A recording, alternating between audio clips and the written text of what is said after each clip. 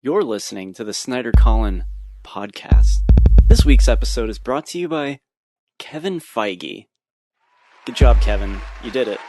You did it. It took 10 years, but congratulations. You pulled it off miraculously. Somehow, you managed to do it. Good for you. Good for you. President. Oh, man. Yeah. As you can see what I'm on today, just like we on every other day, go get it. Get to the bag music, Who can't try music type shit,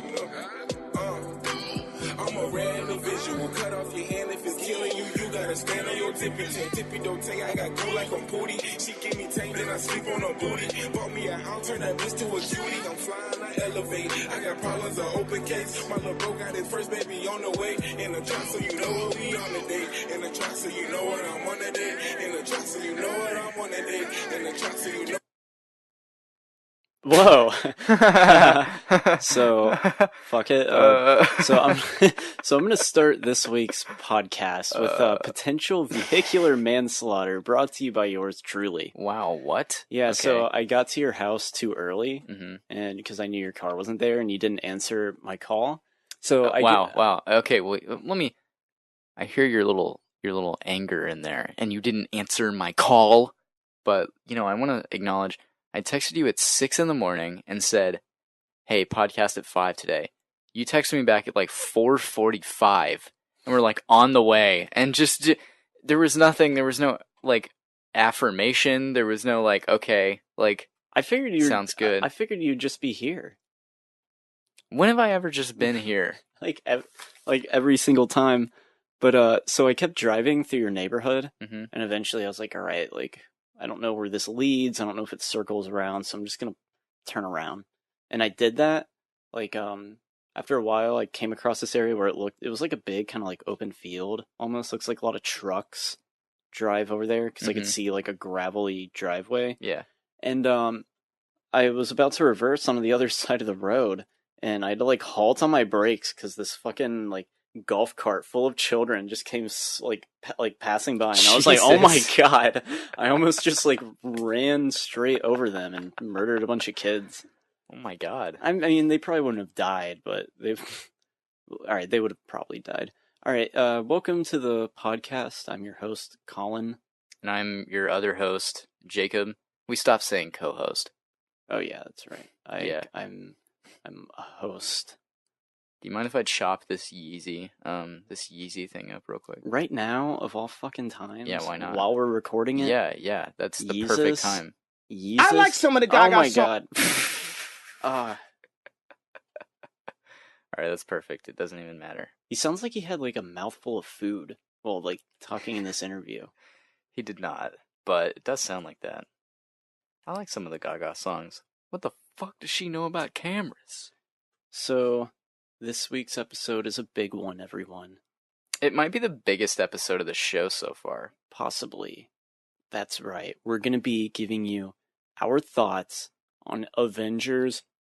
I'm not going to lie, I almost said Age of Ultron. Avengers Infinity War, which we saw Thursday at 7 o'clock. So, do you know much about time zones, Jacob? On the West, like people like in What a weird question. people on the West time zone, did we see this movie like 3 hours before them or something? I think so, yeah. Cool. So we're among some of the first people to ever see it. Yeah, we are. That's pretty crazy, you know? Mhm. Yeah, Thursday night, sold out show. But before we get into this massive behemoth of a movie discussion, I'm going to talk about the summer movie wager that I'm in competition with some hooligans at We Bought a Mic. Of course you will. This Yeah. is all you talk about. And I actually won last year off like the skin of my we're teeth. aware. We're aware that you've won. Yeah, I won. So basically the rules is that they have to like watch something, and I picked Begotten, and I posted it in the Facebook chat for everyone to watch it, like free. Like Mhm. like here's access. Watch this really tedious experimental movie that's like Yeah. kind of unwatchable after like 15 minutes. Yeah. And like they all just forgot, and they were like, "Hey, what was the movie you want us to watch?" And they were like, "Bright, right?" And I was like, "When did I fucking say watch Bright? I don't remember it." I probably texted it to Hunter. I was like, oh, watch Bright or something. So they did a commentary for that. But anyways, the summer movie wager is my predictions for the top 10 domestic box office hits of the summer, highest grossing films, just domestically.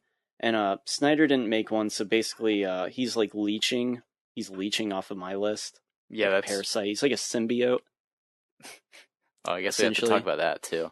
Oh yeah, we'll get to that. Yeah. Anyway, we'll get to you that. reminded me with that remark. Yeah, he's like a Fuck symbiote. them, But yeah.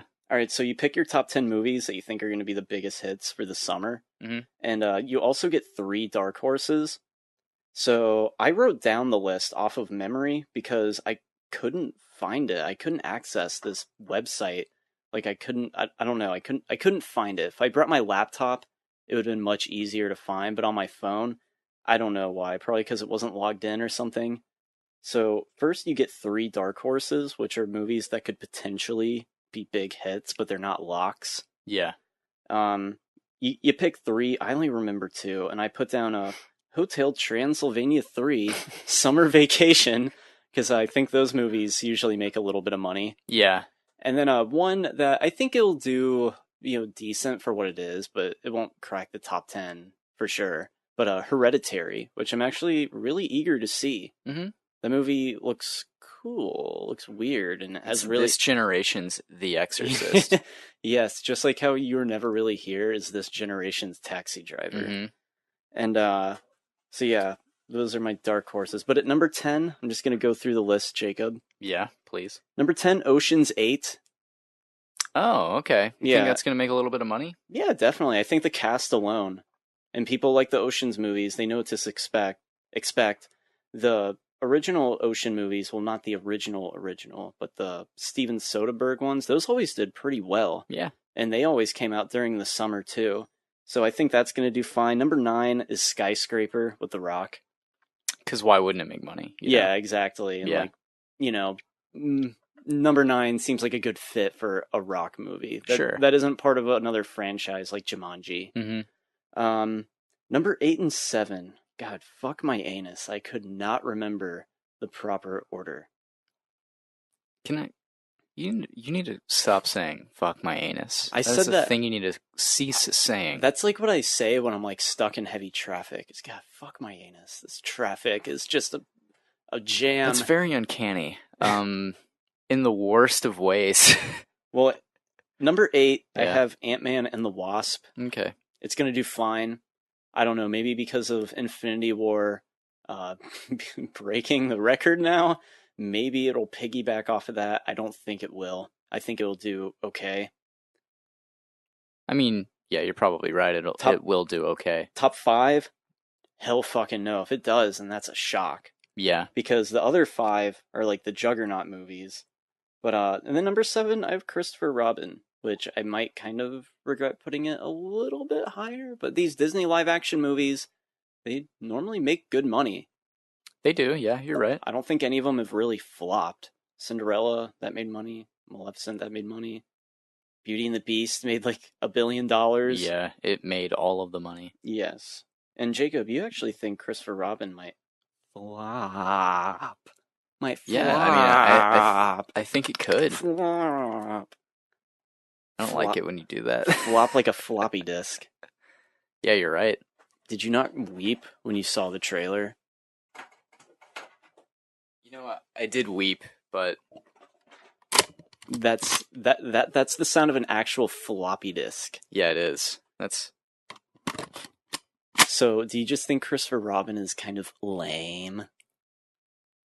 I think the concept is cool, but The They're execution actually- looks kind of boring. yeah, and they're really stuffed animals. They're not going to do the bear stuff. I thought cuz like I think the source material is like Pooh and Tigger and Alive? Eeyore and Like, all those guys. yeah. They're supposed to be stuffed animals. It's like Finding Neverland. It's not really about Peter Pan, it's about the man behind the pan. Gross. But I don't know, the trailer was okay. It looked kind of boring, like boring old British people and like What to do. Yeah, Oh, like God. just kind of okay. But I think it'll do fine.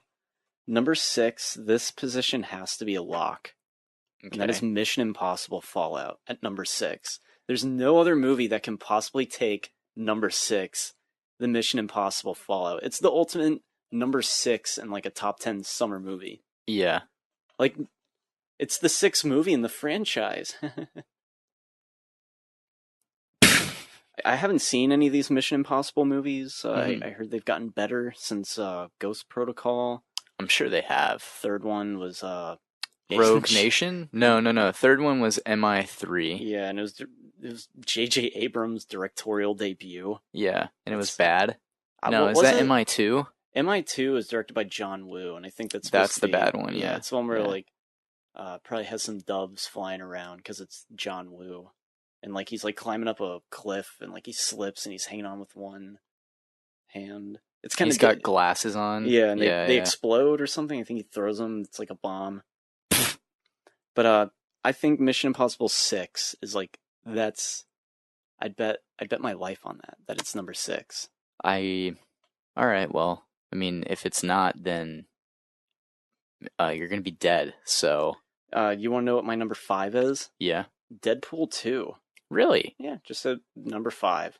It's tracking to do pretty well, Really? So that would make sense. I can't imagine it doing more than number 4, Solo, a Star Wars story.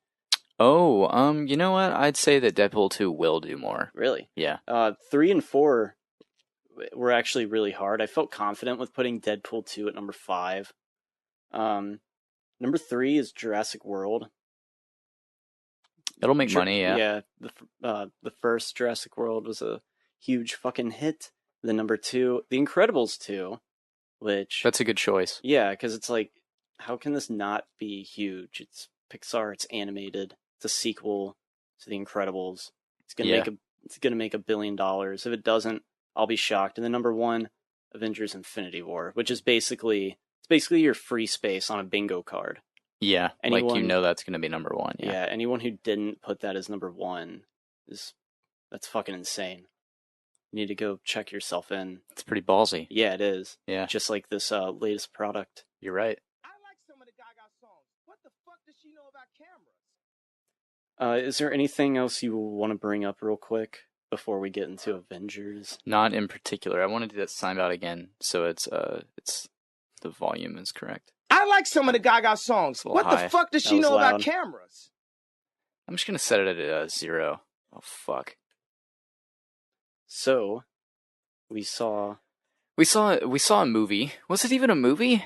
It was an experience. It kind of was. It was more of like an event. It was a big spectacle event. You're right. And my expectations were pretty much middle. I was just expecting a good movie, just a good, decent Marvel film. I was expecting it to be a mess and all over the place. Which, I never had that doubt of like, oh, it's too many characters. It's like they've been saying this with the first Avengers, the second Avengers, and Civil War. Like, You're right. Like, the characters to me wasn't a problem. I was just expecting it to be kind of, just like, so, like, fine, passable, kind of the same way I felt about a lot of these other movies. And this is a part 1 of 2. Is that a spoiler? No, because it used to be marketed as Infinity War Part 2, and then Infinity War Part 1 with a Part 2 follow-up. They scrapped that probably for a new title, yeah. Yeah, and that's probably a good idea, because we're kind of past the whole, like, oh my god, cool, a 2-part third movie. And the first part's going to be lame, and it's going to be boring, and then the second part's going to be underwhelming. Like Hunger Games, Harry Potter. No, I would say that Harry Potter... Well, Harry Potter started it. Those final 2 parts are actually really good. Yeah, I mean, they're fine, great. but like... They're actually hilarious. They're actually really deep. Keep your hand off that key. I like some of the Gaga songs. What the fuck does she know about cameras? I'm using it all the fucking time now, okay? It's gonna be like the Reality Stone. I'm just gonna use it. So we saw this movie in IMAX, which it was shot and formatted for that screen. Yeah. And we had a pretty... I'm now holding the Infinity Gauntlet. We had a pretty hyped crowd. Boy, that was one of the most energetic crowds I've ever been a part of. That was fucking insane. Yeah, and it didn't annoy me that people were clapping and cheering, because it felt kind of appropriate for this type of movie. It's not like it was like Schindler's List. What? Have people clapped in screenings of Schindler's List that you've been around? I mean, it's a spectacle. We didn't get any popcorn. I had my Snicker bites, though. Yeah, should we have gotten popcorn? I think we would have enjoyed the movie more if we had popcorn. I think you're right. So, what is this movie about, Jacob? This movie is about a character. It's not about the Avengers. It is about a character named Thanos in his quest to balance the universe by collecting the 6 Infinity Stones, which have been introduced in previous films in the Marvel Cinematic Universe. Yes. And basically, this is the culmination of 10 years of setup, meticulous setup, 10 years of really solid movies, mostly, with a couple duds in there, but a couple really great ones in there too. All successful. Yes. This is what it's all been leading to. This is it. This is it, people. So yeah. And would you say this paid off, Snyder? Yeah, it paid off. Yeah, I actually really, really liked this movie a lot. It's a good movie. It's a great Marvel movie. It's a great movie. It's a great Star Wars movie. It's a great cinematic universe experience. It is. This movie, like, it didn't like meander. It got straight to the point, and that's what I liked about it. It didn't have like some bullshit scene, because we are like, where it's like, the characters need to like talk and share their backstories, but it's like, all right, we've had 19 movies of this. Like, who cares about like character development and backstory? Like, we don't need it because we've seen all of it. Yeah. So, Thanos is really the main character. And that's what's great, because people were a little skeptical that, he's just going to be some dumb, like, villain. Maybe people were, a little scared after Justice League, because Steppenwolf is somewhat similar to compare it to. Sure, he's a big CGI monster-looking guy, and who's evil for the sake of being evil, but, like, Thanos really isn't that, and I enjoyed that. It's, he's the main character of the movie, and that's really nice. He has the most screen time. Yeah, he does, and I'm glad he does, other than like fucking like Captain America or Iron Man, because this is his movie. It's his big movie. Yeah, it's nice. Yeah, Josh Brolin, he does a good job. Thanos in general looks pretty great. He's very menacing as the character. Looks great. I think there was only one scene where I was kind of like, okay, like compared to the other scenes, he didn't look quite as like there, and that's the Gamora flashback. Oh yeah, sure. That was the only time. Yeah. Does Thanos look like Joss Whedon? Did they model him after Joss? I think they did. You think he's happy that he didn't have to direct this? He's like, I would have died. There's he did an interview recently, and someone was like, "What do you feel about it?" He's like, "I'm pretty relieved that I didn't do it," but he's also like, he also misses it. But like, keep him the hell away from these movies. If I'm totally honest with you, keep him away. He did his part. He's not a mentally stable man. Anymore. The Russo brothers seem really capable of doing this. Yeah, you also have two of them. So they can balance. Yeah, they are kind of like Thanos. Yeah, maybe they are very close to Thanos, and that's why they hired him. Who would have thought the guys who made Yumi and Dupree would direct like the biggest movie of all time compared to that, like the stupid Owen Wilson movie. Yeah. Which I feel like that joke's kind of gotten old. Like, all right, we get it. They made Yumi and Dupree. But you know what? They did an excellent job. They did. Every movie that they've made, I feel like, has improved on the last one. Mm-hmm. You know what I mean? Like, Winter Soldier has its dumb little moments, but like overall, it's a really good movie. Yeah, Civil War was good. Yeah, Civil War is a really, really good movie, and it has less dumb moments than the previous one did. This one is just all out, like, brilliant. Like, everything is balanced well. Yeah. I'd say this is probably, like probably my top 3 Marvel movies with Guardians, Spider-Man, Homecoming, and then this one. Yeah. It's certainly better than Age of Ultron. And even the first Avengers, which I put on last night. I'm going to talk about that for just a minute. Mm-hmm. I didn't care for it back in 2012 when I first watched it. I didn't particularly like give a fuck about anything that was happening in that movie. And then I gave it a second chance a few years later and thought it was okay. And damn it, I still don't think it's really all that great of a movie. Like, it's okay.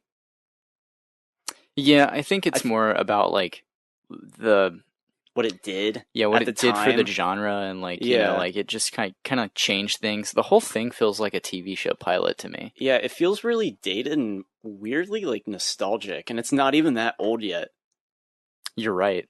But yeah, it's weird. It was interesting going back and seeing how the characters changed. Like, the only characters who really fundamentally stayed the same from the first Avengers, and I mean fundamentally, like, yeah, obviously shit happened to them through the course of all other 30 movies, but that's Black Widow and Stark. Other than that, like Captain, Thor, Bruce Banner, they all kind of fundamentally changed a bit. You're right, and for the better. Yeah, for the better. And they all progressed into like new characters. Yeah, especially Thor. Thor, yeah, because he was really like proper and just like, I'm a god of Asgard and Volmir and Loki's my brother. But now he's great. He's fucking amazing. In Infinity War, he's like this tragic character, and like it's awesome. Yeah, and that's what Ragnarok did for him too. Yeah. Like Ragnarok set that up, and that's really good that we're actually like seeing these characters following, like carrying over into the next stuff. By the way, I think I had it confirmed. James Gunn wrote the Guardian scenes. Okay, he did have a part with that. That makes sense because it feels like his style, definitely. Yeah, if he didn't, then damn, the Russo brothers are really good at emulating his style. James Gunn had to have some sort of like idea of what they're going to do. Well, every previous director in Phase 3, I believe, is an executive producer on this movie too. Even what's his name? Black Panther director? There's no way he's an executive producer. I don't know if he's I don't know, but I know that Favreau, Taika, James Gunn. I don't know. I feel like probably. What's his name? God damn it! I can't remember his name. Ryan Coogler. Yeah, I feel like Ryan Coogler probably had something to do with it. I'm sure. I'm sure they didn't keep him out of the dark, considering this movie came out like 9 weeks after his movie. Yeah. Plus, it's it is a little funny seeing Wakanda so soon after. Yeah, it's very unprecedented as far as sequels go. Yeah, it's like months later we get like the same landscape and like the same place. It's kind of odd. With the same characters. Yeah. Like they all look the same too. Like, you know what I mean? Like T'Challa's still wearing his same uniform from the previous. It's probably like a day after.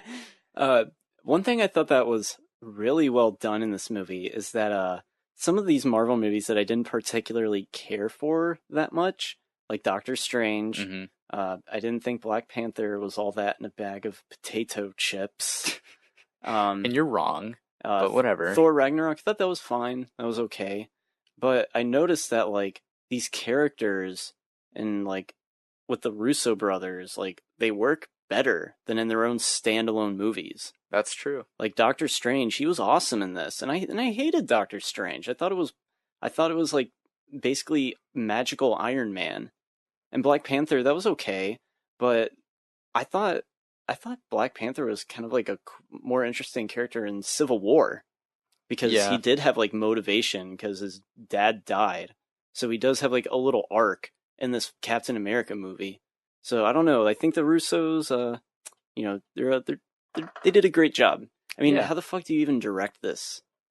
I don't know how. Like, I really don't know how. Like, basically, like they're filming in a studio with massive green screens, and they're just like, all right, this is the most epic thing of all time. Oh, God, like that this must have been hard. Fucking great, yeah. By the way, I want to go back on what I said earlier. Taika's not an executive producer. I didn't think he was. He was seen on set, and I guess they were all consultants, and like I guess they all helped. But whatevs. All right, I didn't want to say anything because I didn't want to be a dick, but I was like, It's there's okay. no way, like, because like I knew for a fact, I was like, there's no way Coogler, producer. Why wouldn't he be? Why would he was be? I'm pretty sure he was a consultant. Well, yeah, I'm sure he had like, I'm sure all these directors are like, hey, here's a little sneak peek. Here's some concept art. And they're like, cool. They get something James that Gunn's way. an executive producer. Kevin Feige is a producer. Jon Favreau is an executive producer. Luis D'Esposito is an executive producer. Stan Lee is an executive producer. Because you know all that Stan Lee does behind the scenes was 40 years ago creating these characters. Was Avi Arad involved? Nah, he's a Sony guy. Nah. I'm reading who. That's really funny. So like, it says like characters that were created by Jim Starlin created Thanos, Gamora, and Drax, and so he not is credited. Stan Lee. No. Okay. Stan Lee created Groot. Jack Kirby created Groot. Really? Yeah. There's just these random guys, Steve Englehart and Don Heck, who created Mantis. And it's like, who are you? Yeah, it's like, great. Like, congrats. Obviously, Joe Simon and Jack Kirby are Captain America. That's who created those, or that character. Star-Lord, created by Steve Englehart again. I guess was this all in the credits of the movie? I'm assuming so. This is technically all the IMDb writing credits. So yeah. And then it's like directed by two men, Anthony Russo, Joe Russo. So, I think it's cool that it's directed by two guys, because you're right in like balancing itself and like the sanity that it probably takes to like make a movie like this. Yeah. Coming off of a successful Yumi and Dupree, especially, like, I don't know, I feel like it's probably very difficult. Yeah. Just like from directing a silly Owen Wilson movie and being thrown into the biggest like franchise of all time. Yeah. So was there anything that you particularly didn't enjoy about this? Some negatives, if because I figured we just like after this we just go straight into like the whole fucking movie. You know, the only negative that I would say is there are like one or two characters that really don't get much of a moment to shine, but I can't really speak that like as a super negative because like obviously you have like 90 characters to balance here. Yeah, exactly. And like so many of them get such good moments that like I don't know, it's forgivable for me. And also these characters have had other movies. Mm-hmm. So like I don't know. And also you don't get a lot of Cap in this movie. That's what I was going to say. But I was going to leave that for spoilers, but he doesn't really get much of a moment. And also Black Panther doesn't really, but I feel like that's forgivable because his movie was like 2 months ago. he just had like the biggest movie of the year so far before this one came out. Yeah, so like I can forgive that. Well, Wakanda in general, I'd say, is what's more important than just Black Panther. It's like the whole city and like the people of Wakanda are there more so than just Black Panther. Yeah, you know? You're right. So I feel like that kind of justifies any screen time. But this is Thanos' movie, of course, so he gets the most screen time. And it's like, I don't know, it's like, what were you expecting?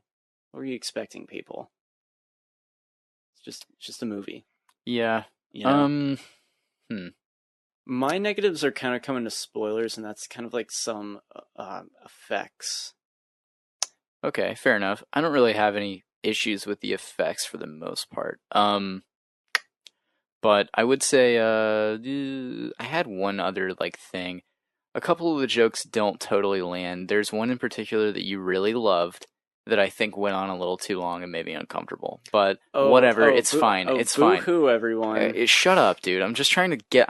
Collin, I'm going to kill you. These Marvel movies always have jokes that go on for too long. Yeah, sure, it's to whatever. Be expected. Whatever, it's on the checklist. I'm just listing my grievances. It's still an A. It's still a 9 out of 10 out of Jacob. All right, give your rating, and then we're going to fucking spoilers. I'm gonna give it a 9.75.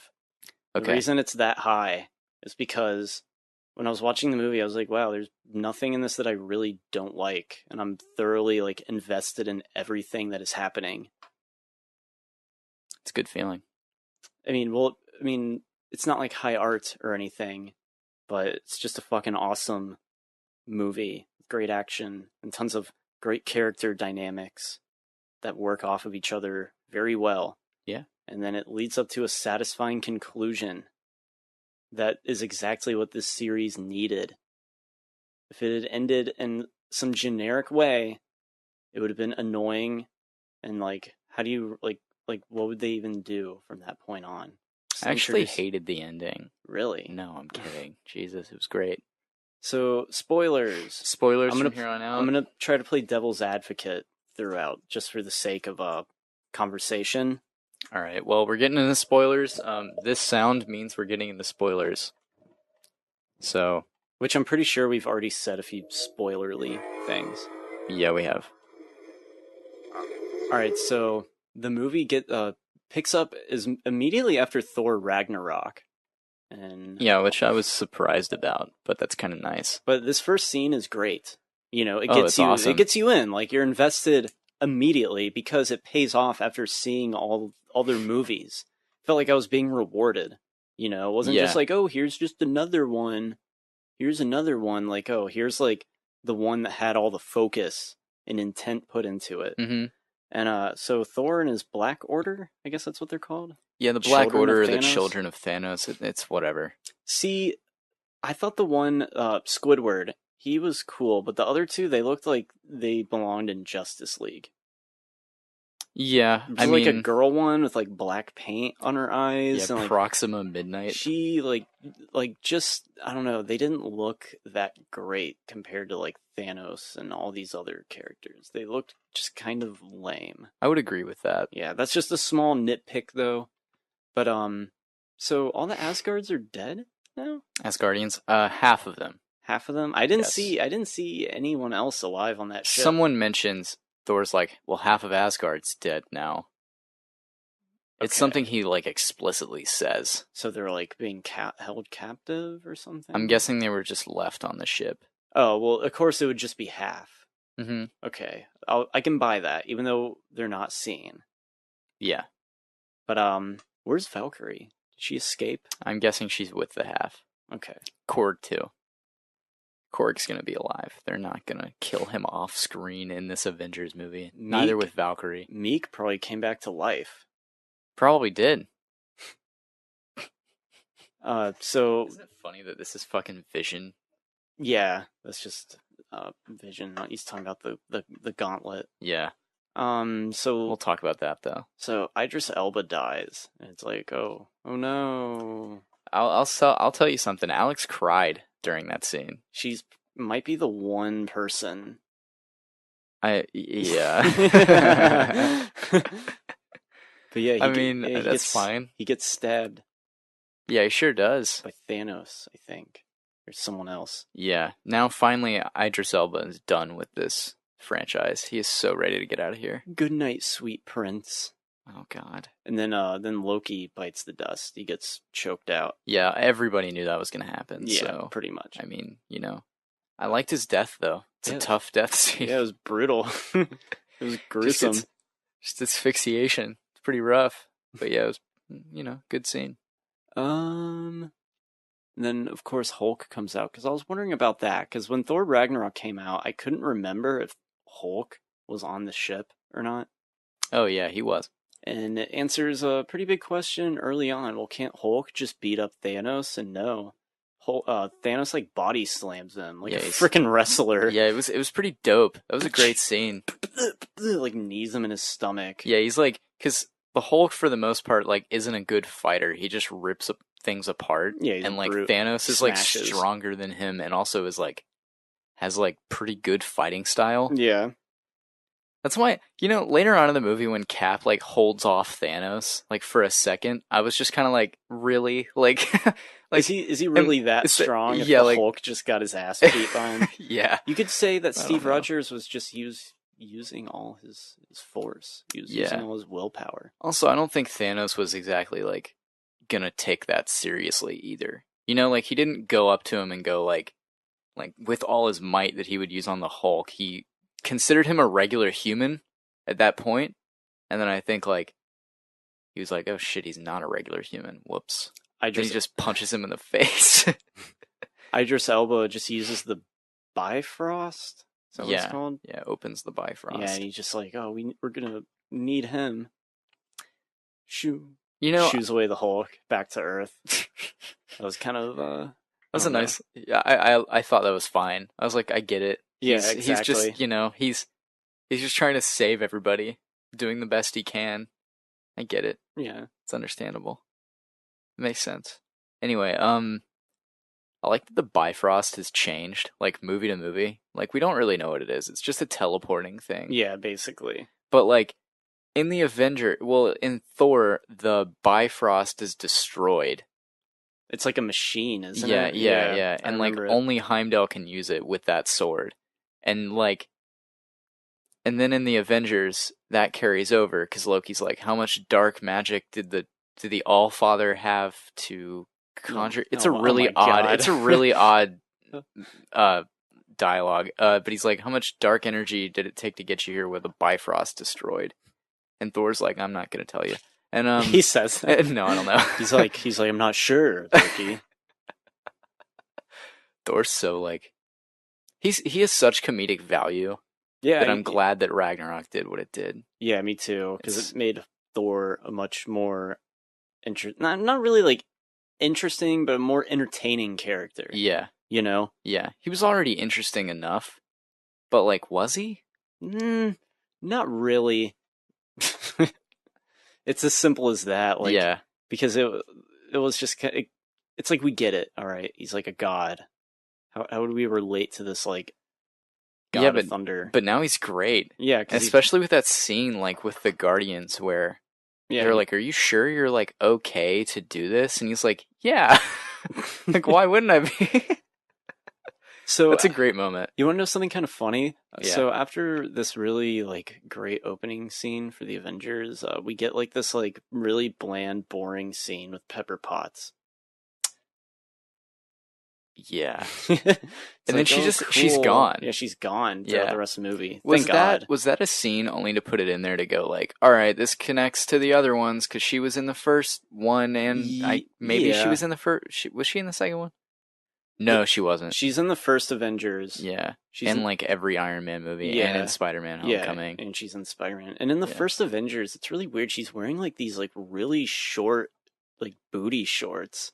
Well, she's just lounging around the house. So some like weird Joss Whedon fetishy stuff. Yeah, for Gwyneth Paltrow. Yeah, nah, she would have been wearing like latex or something, like black latex. Oh, is this your Buffy? This is Buffy. Yeah, basically. You're doing now. It was just it was peculiar to see her wear that in a Marvel movie. Yeah, these movies never really have like sex appeal. Iron Man 1 does, but that's okay. But they're not like scandalous movies. So seeing that, it was like, wow, like flesh. Wow, skin. Fuck off. Iron Man 1 and 2 both sexualize Black Widow like to no end. Or sorry, Iron Man 1 sexualizes one reporter really badly. With the blonde hair. Yeah, he like sleeps with her. Yeah. And like kicks her out of his house the next day. Yeah. And then there's also who else was it? Black Widow. She's in Iron Man 2. Yeah. And she's super sexy. Who is she? She's a woman in black leather that can beat you up. Is that like your Fight Club music or something, or what? Yeah, when you're talking about Black Widow. Oh, yeah. So yeah, like, this Thanos guy shows up, and he's like, meh. Like, balance. I need to balance everything. Balance. Yeah, and it's like, cool, like, wipe out half of civilization. He has a lot of good lines in this. Especially the line where he's like, when I'm gone, half of humanity will still exist. Like, that's such like a glass half full thing to say. And then he follows it up with, and I hope they remember you. I'm like, damn, Jesus. Hey. Murder. Hey, so Snyder, what do you call Thanos' butthole? What, Colin? Thanos. What the fuck? Oh my. No. No. Our soundboard No. is gone. It's been wiped out with When half I of humanity. when I needed it most. The Infinity Gauntlet is...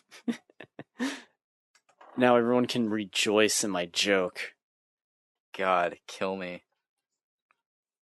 Fuck. Yeah, your soundboard's shit, Snyder. What's happening? Why? Why is this happening to me now? Because of Thanos. His I'm gauntlet, pissed. dude. Thanos? Yeah, you saw the ending. Oh, there we go. Got it. Hey, say the joke again. No. Yes. Thanos. Alright, cool. It's Sweet. I won't edit it in. It's a brilliant joke. It's not, but that's okay. It's a Um, bad joke, and it's in bad taste, and you're a fucking asshole. And I hate you. And I hated sitting by you during this movie. I just wanted to dump my drink on you. I just wanted to pour it on you slowly. Fucking caress your legs. Well, at least we get a good Ned scene with, You know with what? Peter Parker. You know what? That Ned scene's kind of great, because it's like, hey, here's this kid. It's an ensemble cast of everybody in this movie. I didn't get the joke at first until like 5 seconds later. I was like, oh, I get it. Wait, what joke? So, alright, so Peter Parker is on the school bus, and we get a little glimpse at his Spidey sense. Yeah. And then... That's nice to see, by the way. And he sees the ship, right? Yeah, the donut ship. Yeah, he sees that coming down, and he's like, oh god, like, I'm Spider-Man. Ned, make a distraction. And Ned just gets up, and he's like, we're all gonna die.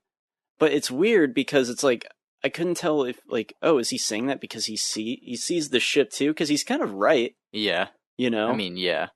So his distraction, like, turns out to be, like, true. Prophecy? Yeah, it turns out...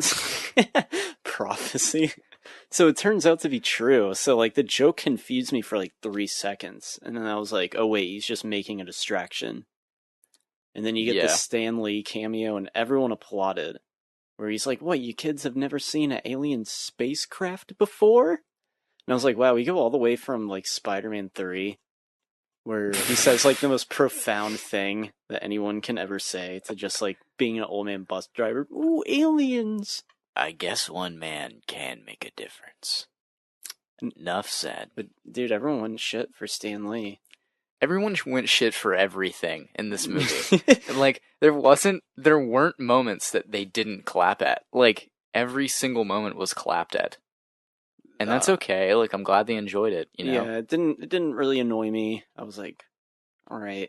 Me and Snyder didn't partake because, well, we're mature.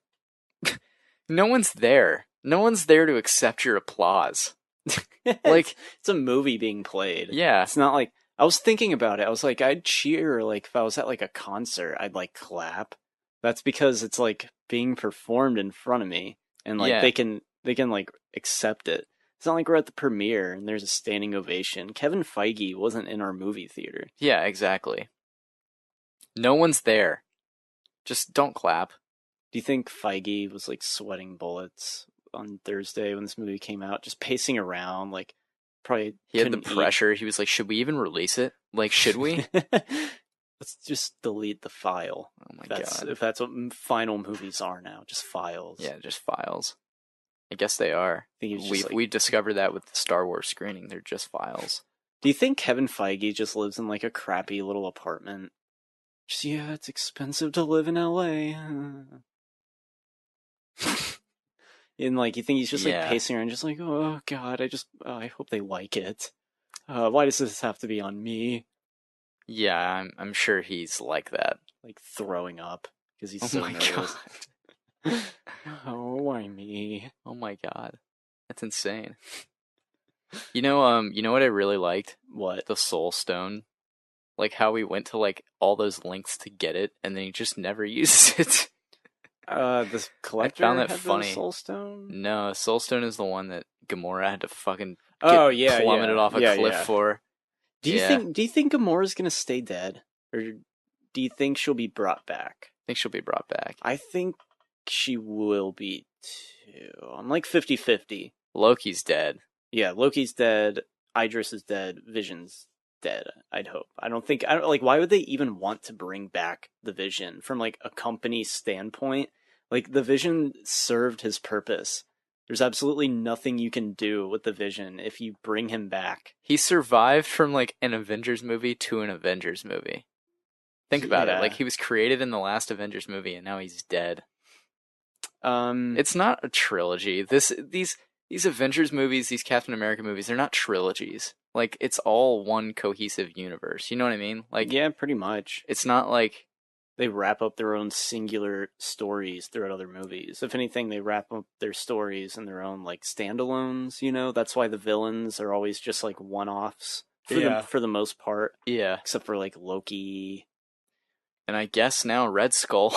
Yeah, Red Skull comes back. It was Ernest who like told me. I was like, what happened to him exactly? And he was like, he got sucked into the Tesseract, because I've never actually seen all of the first Avenger. The Tesseract beamed him into space. Yeah.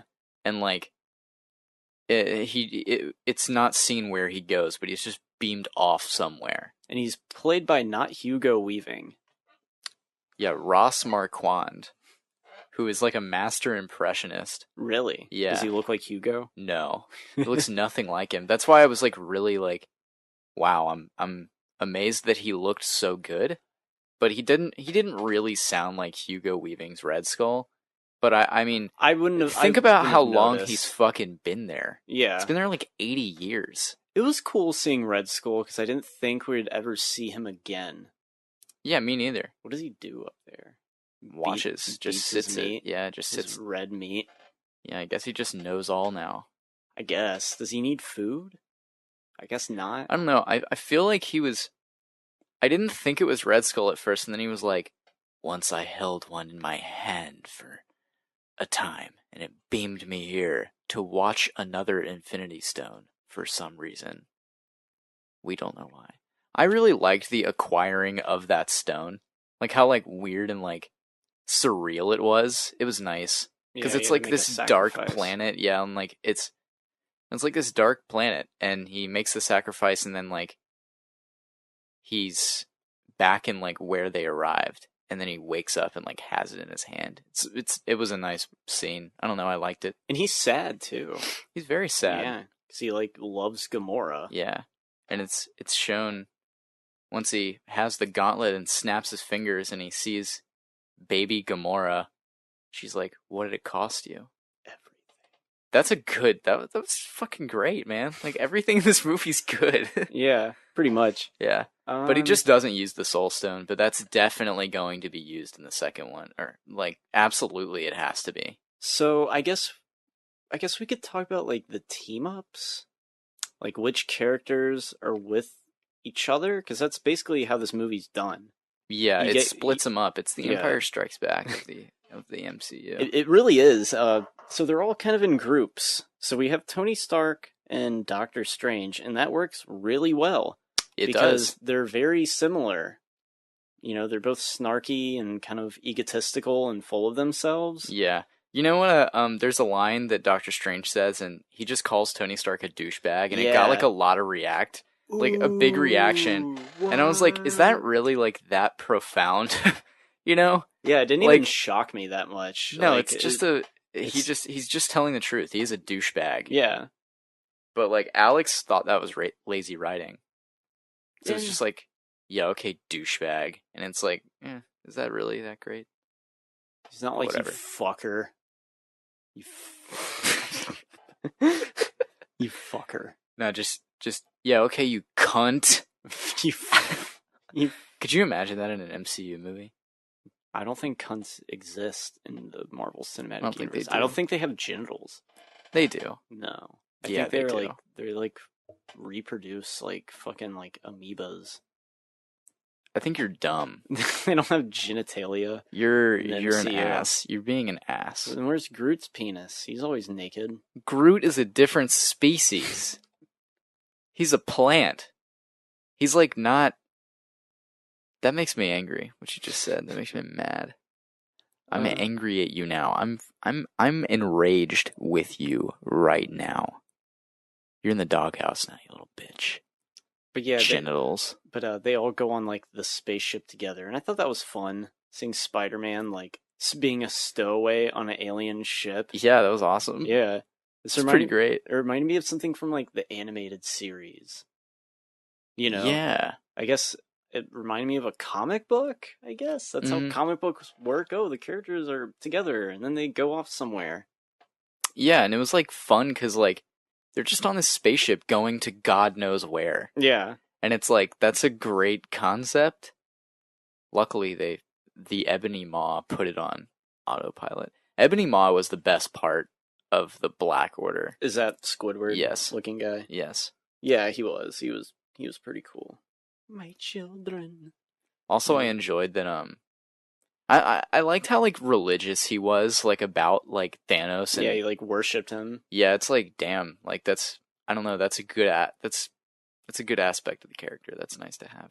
What was I gonna say?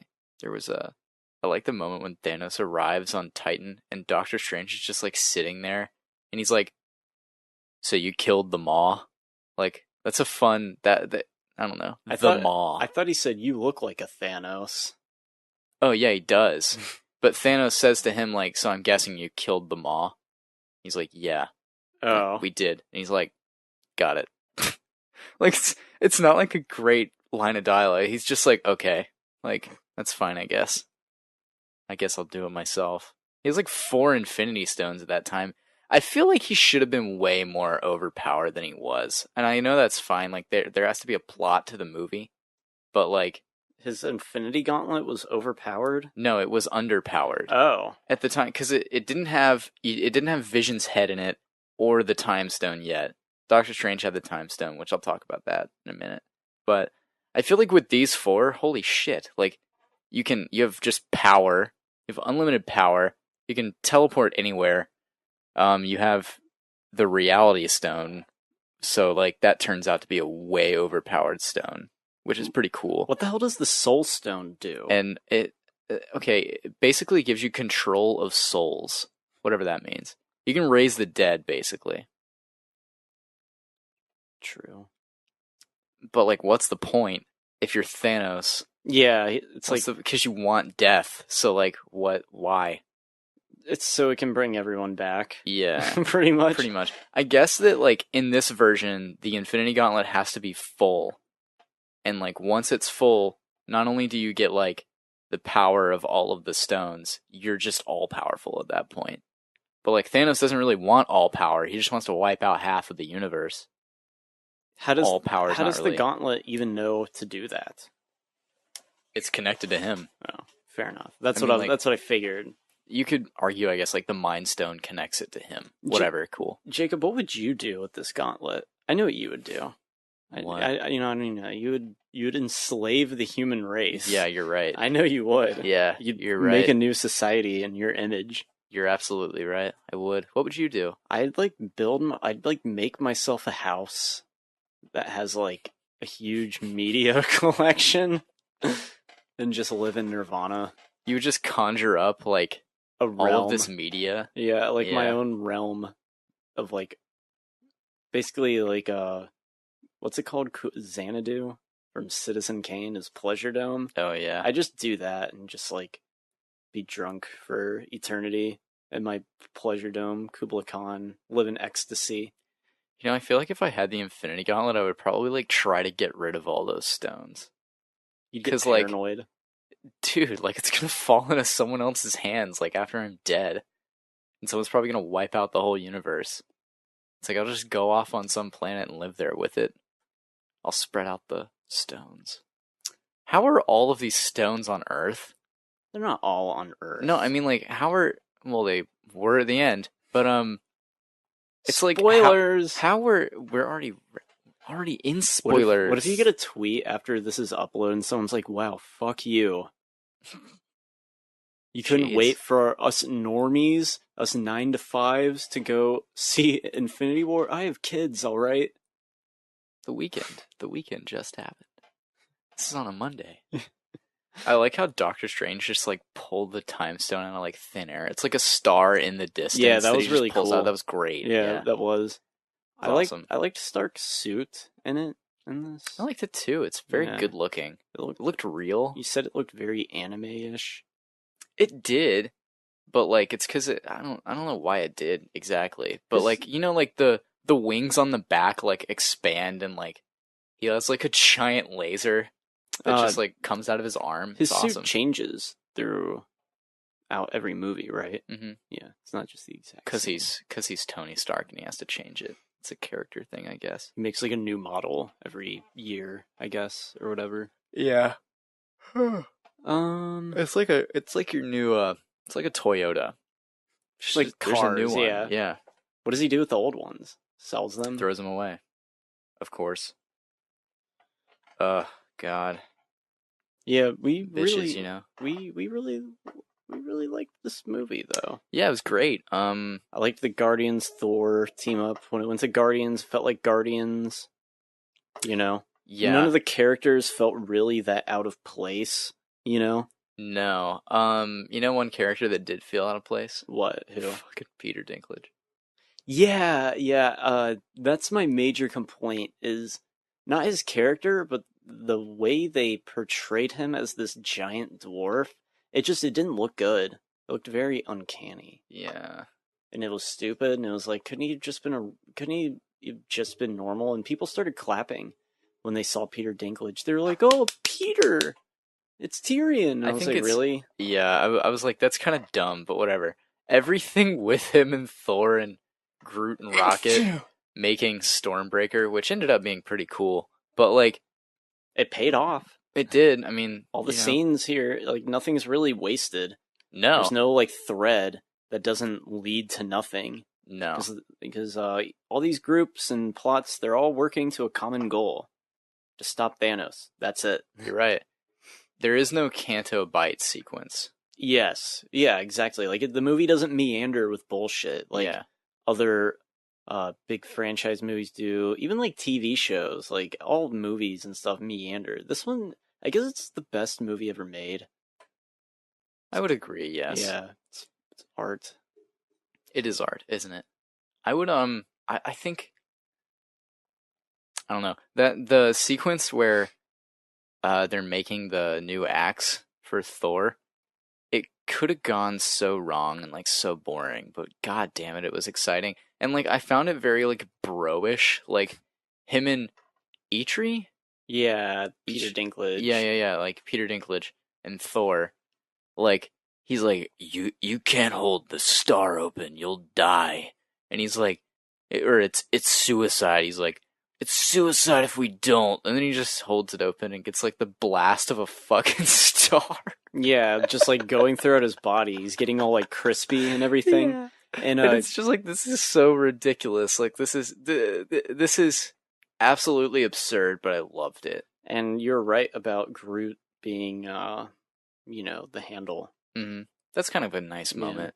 Groot the entire time is just this annoying teenager, and he doesn't really have anybody that he looks up to, like on the Guardians. But then he sees like, oh, like This guy, I can help. yeah, like take the full brunt of a star, and he's like, "Whoa, I look up to Thor now." I didn't even get it as that. Like I look up to him. I think he just like got it, and he was like, oh, like I can help. You know? Yeah, I'm useful. Yeah, like Groot's pretty OP too. Like he can do some yeah. shit. I forgot how strong he was because he doesn't really do anything in Yeah. Guardians of the Galaxy Volume 2. Yeah. Except be little cutie pie. My first thought was that when he lifts up the axe to put the hammer, like put the handle on it, it's like, is Groot worthy now? But no, because it didn't have the curse that I guess fucking Odin put on it. Oh. Because like whoever's worthy, you have to. I think You they can hold it. they just needed some wood, Jacob. Maybe he is worthy. Maybe Groot's worthy of the hammer. I think anyone can use Stormbreaker. I feel like they can too. Maybe think they'll put a curse on it or something. It wasn't cursed yet, and Thor was like, "Luckily, I hadn't cursed that shit yet." Because yeah, you know. So everything that happens later on in this movie is basically Peter Quill's fault. Pretty much. He was being a little bitch because his girlfriend's dad murdered her. Yeah, it was pretty rough. I liked the man. I really loved that scene with in Nowhere Oh yeah, That was such a yeah, good moment that and was a a good great use scene. of the stone. Yeah, it was. Like, it was actually, like, revealing that, oh, he had it the whole time, and, like, that's how powerful that Infinity Stone is. Like, You really think God. Peter Quill's gonna like shoot Gamora too? you do. Yeah, And it's I mean, he great. would have. That's what she wanted. She Yeah. was like, "Kill me, kill me." And, like, Thanos is like, do it. Like, do it, I dare you. Dude, it's fucking crazy. I love when he leaves, too. Like, Thanos leaves, and he's just like, I like you. And then fucking leaves. Jesus. Then he ends up murdering him. He murders a lot of people at the end of this movie, doesn't he? Thanos. He doesn't like murder them, but he intentionally causes them to cease to exist. Yeah. I don't know if you'd call that murder. Yeah, it's murder. Murder is like, oh, I have a knife and I'm going to murder you. It's not philosophy. It's not like your ideals that happen because of your will. All right, You're getting really weird. Yeah, no. All right, I'm sorry. You need to stop that right now. Oh man, I think you're reading too much into these Avengers movies. these Marvel products are my life. Snyder. Yeah. That reality stone has to be so useful.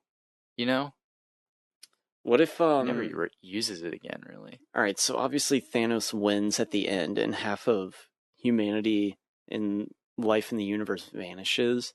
What if so in part 2, they get the glove, the gauntlet, and they just use the reality stone to make everyone come back, but it's all just an illusion, and every Marvel movie you watch from here on out is just an illusion. And they never acknowledge it again. Yeah. That'd be amazing. Until the end of that arc, and they're just like, guys, I think we're not real. And they all fade away, and then it's Thanos. Sitting just there. like, I was letting you guys have that one. Like, fuck all of you. I hate you. After 10 years of like a new series. Yeah. That'd be terrible. The snapping scene was great. And he's like fried out. He's like all crispy from it and stuff. And then they start fading away. The gauntlet away. is like, I think the gauntlet just like, it looks like it's broken. Yeah, it's never been. I mean, he uses it right after. He uses one of the stones on it to vanish. Yeah, but like, I imagine that well, there was an extra one laying around Peter Dinklage's workshop. There's just an extra gauntlet. Really? I didn't see that. Is it fake? Is it fake? I'm guessing it was like a rough draft. They need to make like another one that fits like a human, so that a human can wear it. Yeah. I mean, you know, I like that. So in the comics, Vision doesn't have an Infinity Stone in his head. That's not at all anything. That's more of an Adam Warlock thing, which they're doing in Guardians of the Galaxy Volume 3. Whatever. And it's the Soul Stone that he has in his head.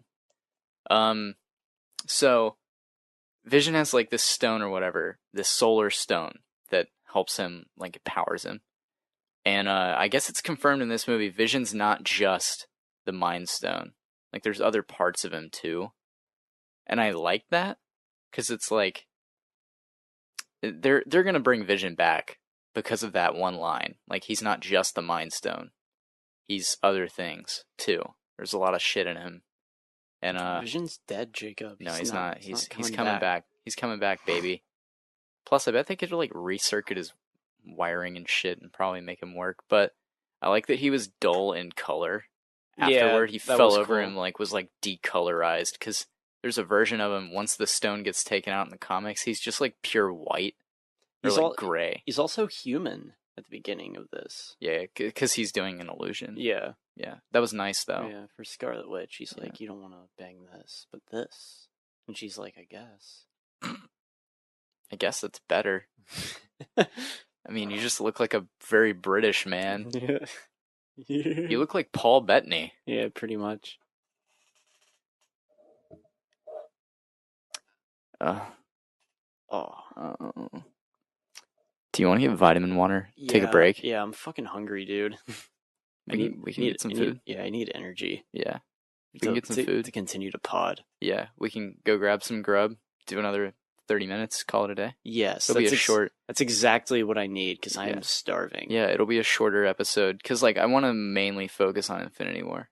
Yeah. So, but we'll talk 30 more minutes about something else. We can wind up Infinity War right here.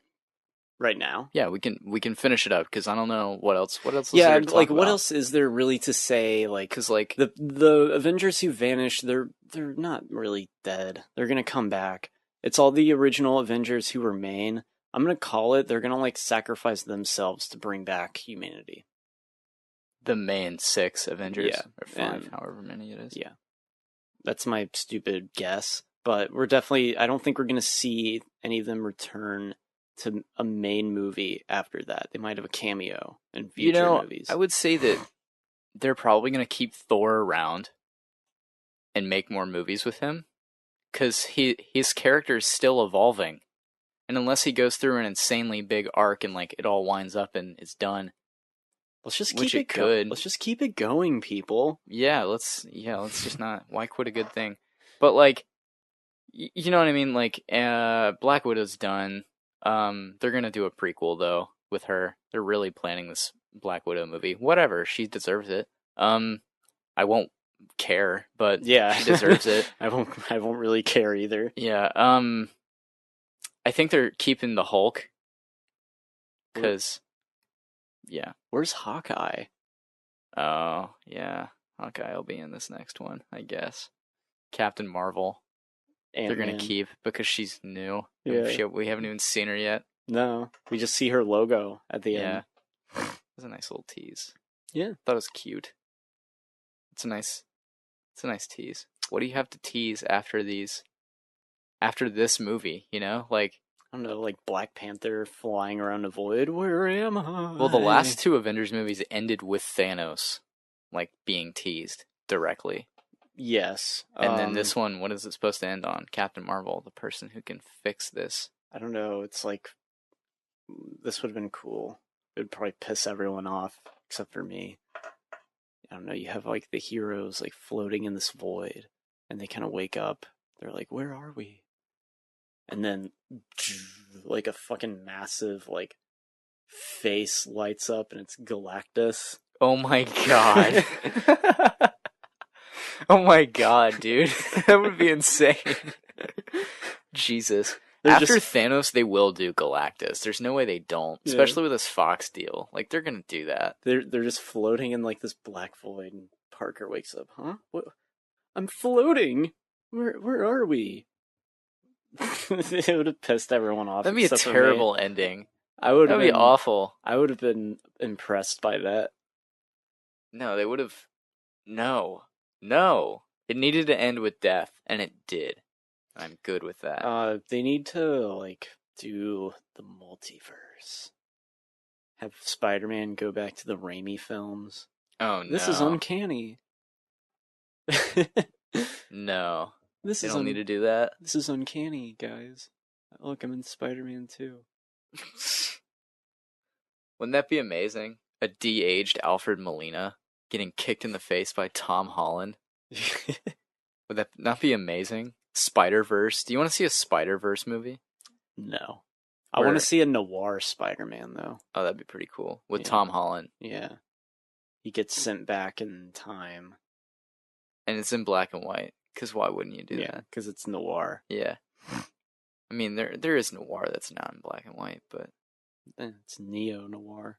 film noir is... No, it's just a style. One time I made Fucking, what's it called?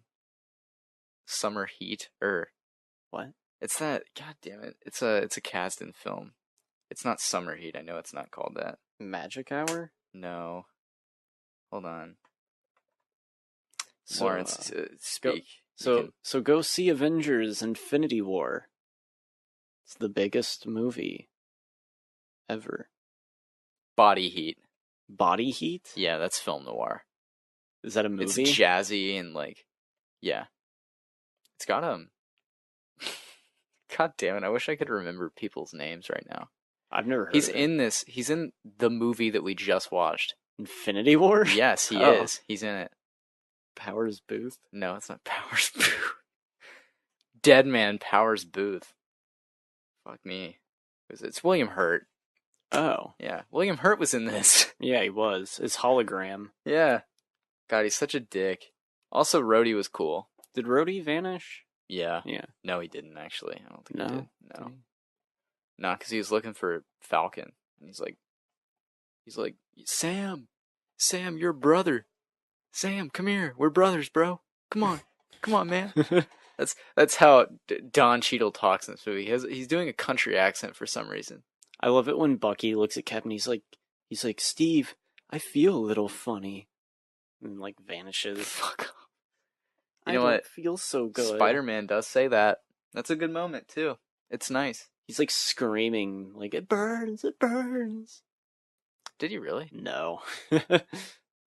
When I saw him vanish away, I was like, oh no, Spidey, he's dead. Even the deaths are, it's not like Thanos went out of his way to like kill the important Avengers.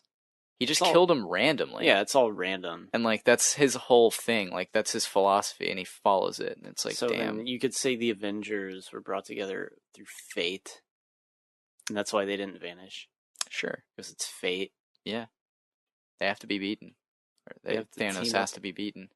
They need to introduce God in this film. Wouldn't God? Thanos is God at this point. He's God. He has to be like, he has to be all powerful. You think Christian audiences are really confused? They're just like, well, how could he take out half of the universe lives? Wouldn't God step in and stop him?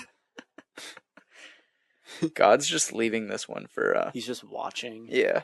He's just leaving this one for the Avengers to figure out, you know? In the book, The Stand, God interferes at the end.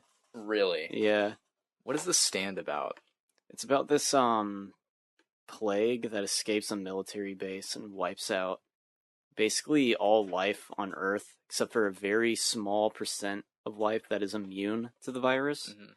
And once this happens, the Man in Black, Randall Flagg, who's basically this evil sorcerer, comes to Earth to enslave the rest of the human race and create a society in his vision. Jesus. But there's also the opposite, this woman who lives in Oklahoma, Mother Abigail. Mm-hmm.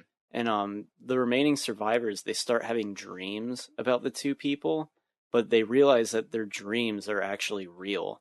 And slowly over time, they band together. Some of them form an alliance with Randall Flagg, and they create a society in Las Vegas. Then the other ones reside with Mother Abigail, and they start a new society in Boulder, Colorado. And basically the two factions basically end up going to like war with each other in a sense, and they have to do a final stand. Good versus evil. It's interesting. It's an epic novel. And God steps in? Yeah, kind of at the end. That's spoiling the entire ending though.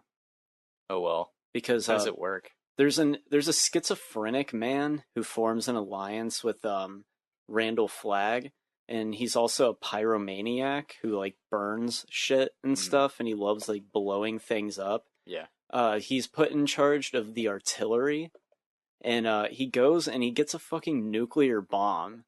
Jesus. And when he comes back to Las Vegas, the radiation has basically like turned him into like a disgusting monstrosity. And basically Randall Flagg's about to win. And like it sounds stupid, but in the book, because this book does kind of have a lot of religious themes in it. Yeah. And basically the hand of God comes down. This like I think it's like a blue hand. Just like descends from the sky, grabs the nuke and detonates it and destroys that society. And, Jesus. And one of the main characters who breaks his leg on the way to Las Vegas that they leave behind, he sees like the mushroom cloud like on the horizon. Damn. It's pretty awesome. That's insane. Yeah. Has nothing to do with the Avengers though. No. God needs to step in. Yeah, God wouldn't let Thanos do that. Yeah, I mean, you know. I want to know, like, if someone actually said that walking out. That'd be hilarious. Probably.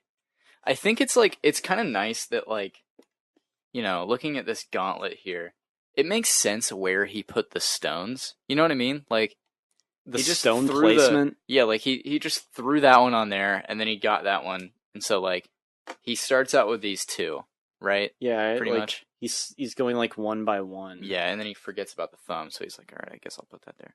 The thumb one is kind of strange, seeing the stone there. Yeah, but I guess that's the time stone there. Jacob, one day you're gonna like be at your house and you're gonna have to take a shit and you're gonna like shit in your gauntlet. What? One day you're gonna have to crap so bad that you're gonna have like, oh no, time to use the toilet. That's right there, and you're just gonna dump the load in your gauntlet. Collin, I'm not like you where I piss on my laundry or something when I'm drunk. Alright? It's different. It's different for me. You wouldn't take a dump in it? No. Just wakes up with the soul stone in your hand. What So, happened? Did I kill somebody? It's kind of hard to say. Like, what else is there to say about Avengers? It was thoroughly entertaining. Had great cinematography that felt really refined. It didn't look like a cheap TV show like Avengers and Age of Ultron. Yeah.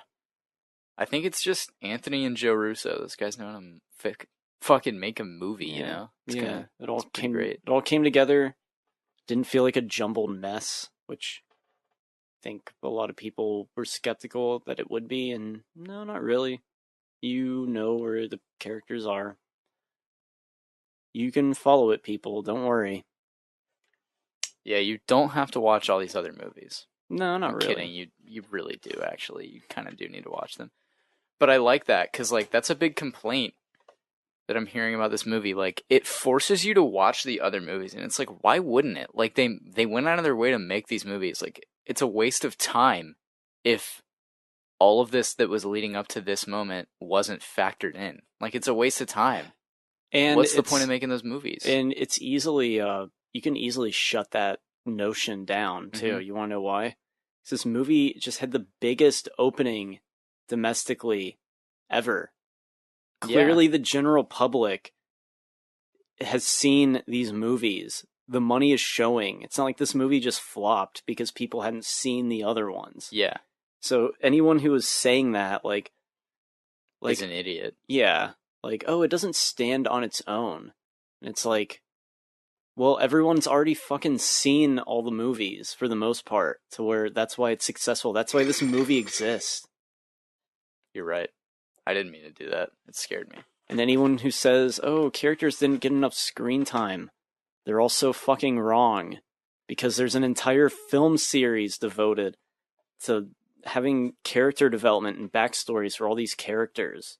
Yeah. That's why Thanos has the most screen time, because he hasn't had his own movie yet.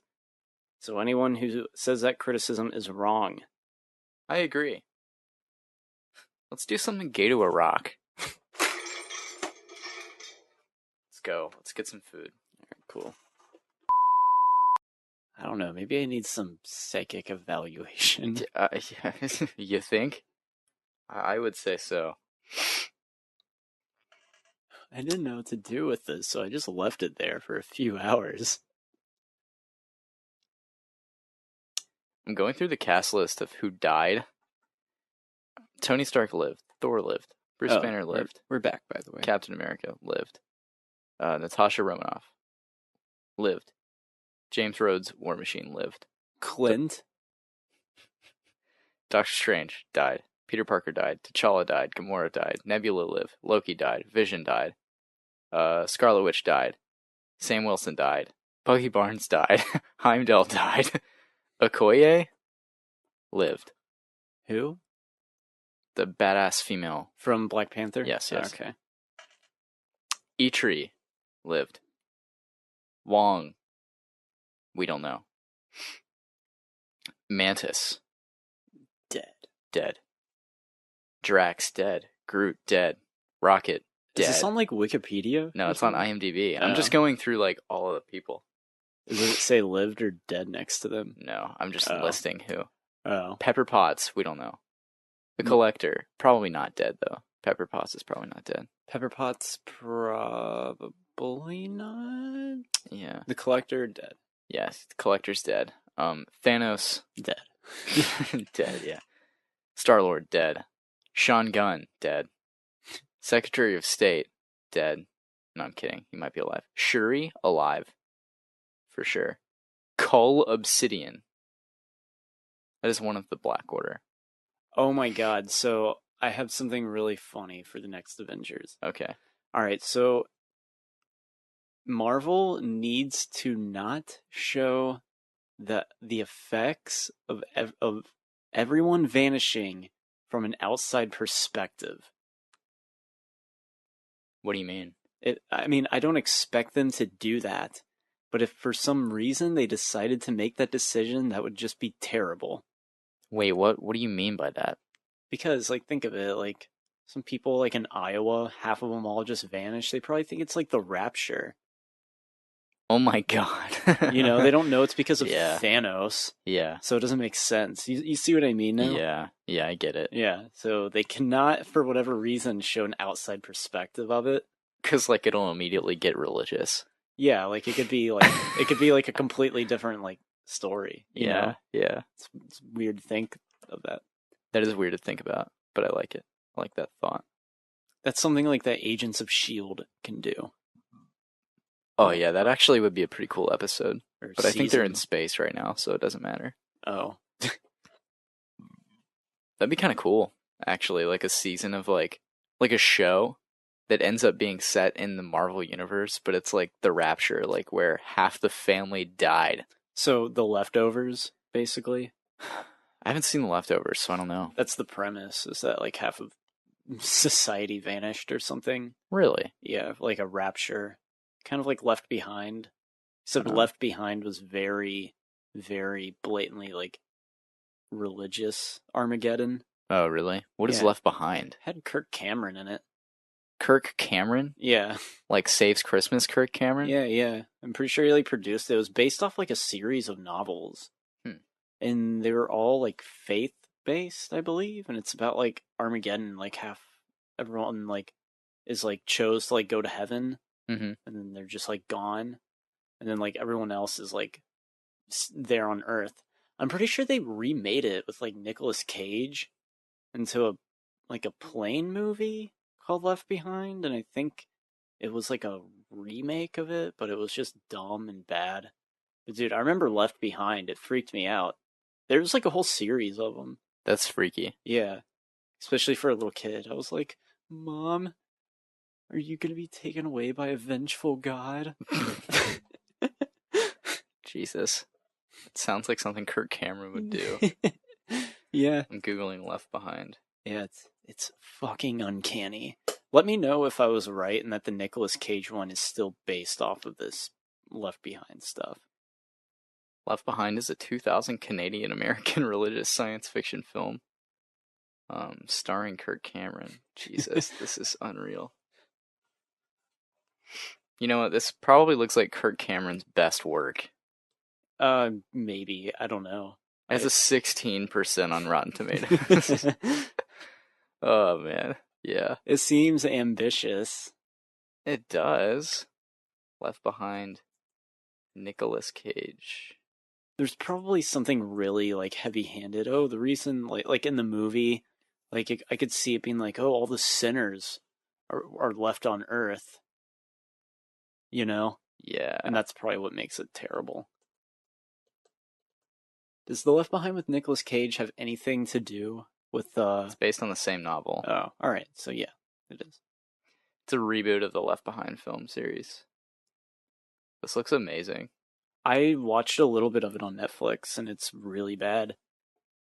Like, it's really hard to get through. It has Lorraine from Back to the Future in it. Wait, say that again? Say all of what you just said again. I'm sorry. I didn't hear you. Well, Jacob, luckily my for God. you, we're recording a podcast, so it's all been recorded. You motherfucker! I would like to reply to it if you don't mind. I said it has Lorraine from Back to the Future. What in does? it. What are we talking about? Nicolas Cage Left Behind film. Oh, yeah, and it's on Netflix. it was. It might not be anymore. Well, Netflix always has the worst stuff. Avia Rod Oh my probably took it God. off. Left Behind, starring Nicolas Cage, has a 1% on Rotten Tomatoes. Yeah, it's hard to watch. That's amazing. Damn. 1%. I want to know the one fresh rating. I want to read it. So for anyone out there, me and Snyder got some burgers. Yeah, we went to Five Guys Burgers and Fries. Yeah, it was Of course we did. pretty It's delicious. terrible. We got a cheeseburger with jalapenos and hot sauce. It was and garbage. mushrooms. We ate our whole burgers, and like the guy who was doing the register, like, was like, I don't know, he said something very strange to Jacob. He looked at me and said, are you going to need a little burger? And I was like, Jesus, what is this, an intimidation tactic? And like, I was like, no, I'll have a double. I'll show you. Give me the biggest one you got. Yeah, it was weird. You want a little burger? I can't tell if he's being an asshole or it was just I don't know. I think he's just being a dick. Like, I feel like he just was being a jerk. But like, I don't know, dude. He's like, that's like old school jerk. Yeah, it's too. like Jesus, the type of jerk. Yeah, isn't even like around anymore. You want a little burger? Is he? God, Biff Tannen. Yeah, that's like a Biff Tannen. Yeah, like type of like tactic. Yeah, you know, Infinity War is down to an 84% on Rotten Tomatoes. Like, cool. It's like, oh, but the like other ones like Doctor Strange has like a 98. I don't get it. Yeah, like I don't understand that. Doctor Strange, dude. I wanted to say this. Doctor Strange in this movie is so cool. Yeah, he is. He's great. It makes me wonder like why we wasted the time with his on the Doctor Strange solo movie. And you know why we did? The time gem. Oh, yeah. To set that up. Yep, that's it. True. Because if you do the time gem and him finding out about it and all that, and it's the Eye of Agamotto, it can control time. I have a feeling that, like, if you do that, okay, you have to also do his origin. They could have just told it in flashback, but whatever. That would have been contrived. Would it have? Yeah, it'd have flashbacks. Well, what movie would he pop up in? Ragnarok? Yeah. I guess. Yeah, it'd be fine. Or just introduce him in Ragnarok. Skip the solo movie. They could have, but they didn't. Yeah, I'm aware that they didn't. God. I don't know why he said it like that. You're such a dick. That was such a bad thing to say. What are you, dumb? Yeah, I'm aware. Yep. I watched that movie with you, Collin. Yeah, we saw it in theaters. we were being simultaneously cucked. That was bizarre.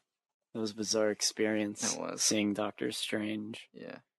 More like Doctor Strange, more like Snyder and Collin attempting to tame some strange. Yeah, oh my god. Oh my and god. And we both failed. I don't think either one of us really wanted it. Oh no. I only went because I heard that you were going. And then I found out you were going, and I was like, damn it. Really? Yeah, and I was like, I guess I'll go anyways. But I'm bringing Drew. See, that was a good move. Yeah. Why am I in such a dickhead mood? Dude, you're pretty sure my mom now doesn't like you. Oh my god. Because you were talking about your anus. Lisa knows I mean well. No, I'm scared. I'm terrified. You don't have to be scared, Jesus. Oh man. I'm sure she's heard plenty of vulgar things. I'm sure she has too. Through Garen. Yeah. Through Garen being in this house. You know, there was a time my parents took my phone and they saw the messages from Garen, which, as a whole, the ones we receive now from Garen are probably more tame than the ones I received from him back then. Because he's a bit more older and refined. Yeah. So, like... An older Garen. Yeah. He's aged. He's matured. And, like, she goes, wow, that Garen has a mouth on him. And it made me laugh. Because it's true. He does. He's one of the worst people I've ever met. Garen's a bad person. but he's also a good guy. Fundamentally, Garen is terrible. So is this just like the talk shit corner of the podcast, so we're just gonna talk mad shit about everyone? Yeah, it is. It's just a shit talk corner. I should write that down. I got a big old meaty burger from Five Guys. I was driving and Jacob's like, "Where are we going?" I kept guessing, and I never guessed Five Guys until the very end. And I was like, "I need something thick and meaty." And it's what I needed. Yeah. It's what I got. It's what I paid for. Is that Kevin Feige's philosophy? Yeah. He's like, give them what they're paying for. If they're... You think he gets all like J.K. Simmons from Whiplash, Kevin Feige's like, if someone's going to see a fucking Iron Man movie, give them fucking Iron Man. Yeah, that seems like Feige to me. You think he's like, after this next Avengers movie comes out, there's going to be a meeting and he's doing a presentation. He's just screaming at all of them. If people are going to see Black Panther, give them fucking Black Panther. You don't throw Spider-Man in it. like Feige a just crazy, turns into like the power goes to his head. A crazy motivational speaker. Yeah. Oh my god, this is the worst take from Avengers. This is a Rotten Tomatoes review. It's calls it rotten. And who did this review? Anthony Lane of The New Yorker. Okay. At stake, as ever, is the fate of the universe. Why must it always be the universe? What's wrong with the fate of Hackensack? Doesn't anyone care what happens to South Dakota or Denmark or Peru? Rotten. God, isn't that the worst take? God, did he want like Richard Linklater to direct this movie? Yeah, it's just a slice of life. All the Avengers are shown only on their TVs, like Godzilla, and the whole Infinity War movie just takes place on this small family and how they experience it. It's like A Quiet Place. That is a terrible take. Yeah. Why does it have to be the universe? Why couldn't they make something more quaint and small? Like, what the fuck? Like, what are you, dumb? It's like Ant-Man comes out in a month. Chill.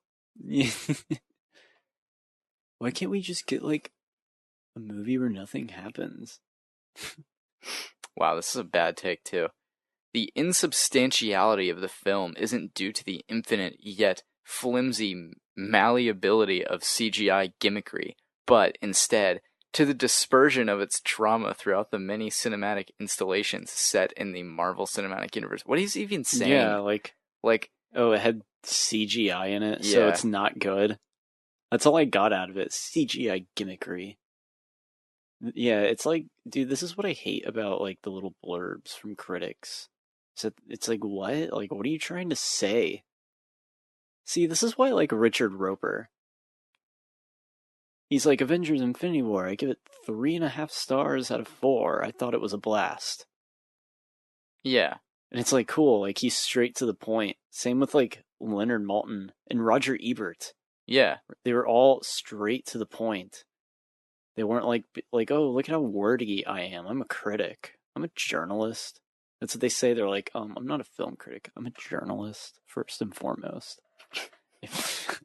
A film critic, second. I'm like The Last Jedi. Yeah. I made Rian Johnson film first. Star Wars film second. Thank you very much. Jesus. I still like my idea of Kevin Feige and his promotional speech for the new wave. It's just the worst. He's just going on. God. If they're saying a Doctor Strange movie, give them something weird. This is a bad take. All the rotten reviews are really bad takes. Never boring, visually impressive, but ultimately rather depressing and unsatisfying. Infinity War will leave you wanting more, but not necessarily in the best way. God, oh, boo-hoo. Yeah, like, sorry? Sorry they made something with stakes? So yeah, it's like, sorry it entertained you, but you're, like, sad at the end? Yeah. Oh, boo-hoo, everyone. Yeah, it's like, wow. One Flew Over the Cuckoo's Nest must be her least favorite film. Just a depressing ending. It made me sad, and wanting more, but made me, not necessarily in the best way. it made me feel alive. God. But I hated it. The Avengers Infinity War isn't just a gussied up mediocrity being widely mistaken for a good movie. It's also, at least arguably, a dangerous movie for anyone who cares about the future of American cinema. Wait, what? I'm dead, dude. I'm dead. This is such a stupid take. The Avengers Infinity War isn't just a gussied up mediocrity being widely mistaken for a good movie. I guess a bunch of people he thinks it's mediocre and a bunch of people think it's good. Yeah, whatever, okay, fine. fair. Yeah. It's also, at least arguably, a dangerous movie for anyone who cares about the future of American cinema. Yeah, you see that That's A such a bad take. Yeah, that A on the Avengers poster behind you, Jacob. Yeah, that A, it doesn't stand for Avengers. It stands for Armageddon of cinema. Yeah, of course. Yeah, because we're never gonna get movies again. They're all just gonna be like build-ups.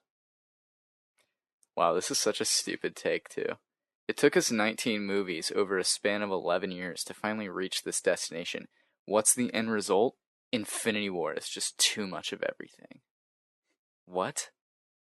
It's like, bitch, this is 19 movies in the making.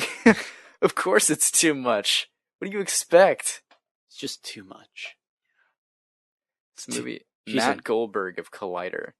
This movie is packed with fun banter and set pieces, but it's not really about anything, and the ending falls flat. What do you mean it's not about anything? It's Thanos' movie. It's not deep enough. Really? That was from Collider? Yeah. See, this is why I hate Rotten Tomatoes. Just a bunch of pricks who think they're hot shit. It's true. You know what? If Rotten Tomatoes just went away, I don't think anyone would care. I don't think they would either. Movie studios would be like, well, thank God they don't have to trash our movies before they're released. You're right. And if the movie's good, then who cares? People like it. Yeah.